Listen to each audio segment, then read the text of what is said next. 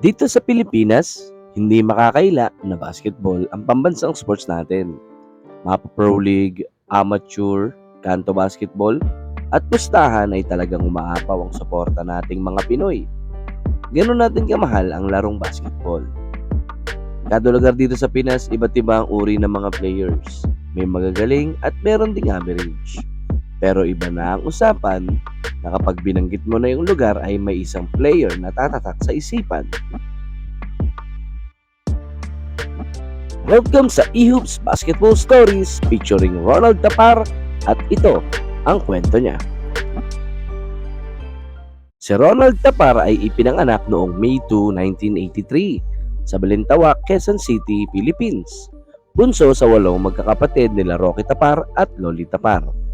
Sa edad na 4 ay lumipat ang pamilya ni Ronald sa Antipolo at dito niya madidiskubre ang laro na kanyang mamahalin. Sa edad na 7 ay natuto si Ronald ng basketball. Sa sobrang pagkahilig nga nito, sila ng mga pinsan niya ay gumagawa ng improvised na ring gamit ang balde at kung saan-saan nila isinasabit makapaglaro lang ng basketball. Nang masanay na sa regular size na bola ay naisipan na magpipinsan na lumuhok sa liga at dito nabuo nila ang team na Bangenge. Bagamat baguhan lang sa basketball, naipagsabayan ng team ni Ronald kina Adriel Dugay at Shato Bartolome na mga magagaling noon sa kanilang dibisyon.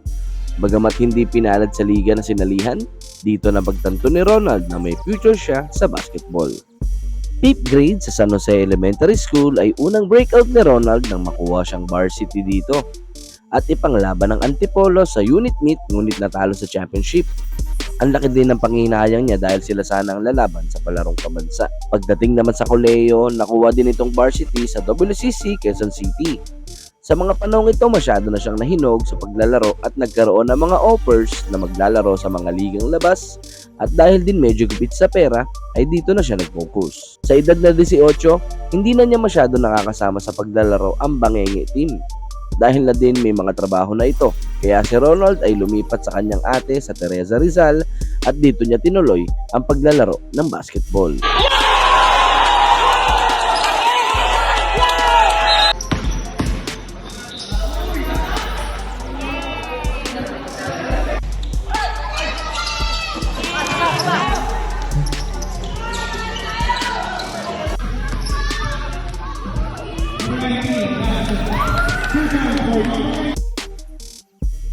Sa Teresa naman ay nakuha siyang player na sumasali sa mga inter-barangay na liga.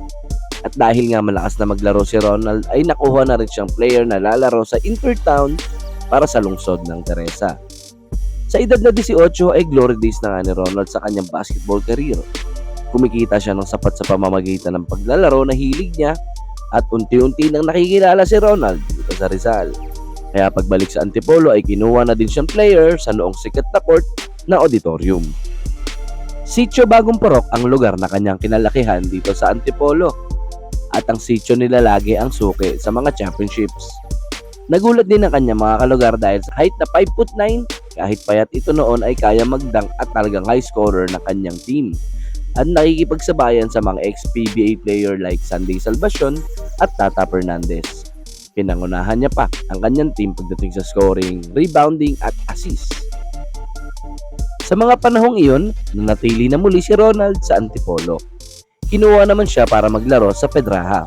Ang sabi pa nga ni Ronald, ang sarap sa pakiramdam na madaming nanonood sa laro nyo at andyan ang magulang mo at mga kalugar, kaya iniisip ko makapag-showtime lalo na pag-open at makapag-dunk. Ako personally hindi ko talaga kilala si Ronald, pero bilang bata noon na nanonood sa mga liga-liga, lalo na sa court ng auditorium, napapansin ko na siya yung leader ng team niya at grabe yung kanyang boses para magsalita. Para siyang coach sa loob pero player. Ganun yung impact ni Ronald sa team. Kaya ganun kalakas din yung team ng Bagong Purok. Tapos makikita mo sa schedule, makakalaban ng sitio nyo yung Bagong Purok. Talagang manunood ka kasi talagang alam mo na magiging highlight reel yung laban na yun at andun si Ronald.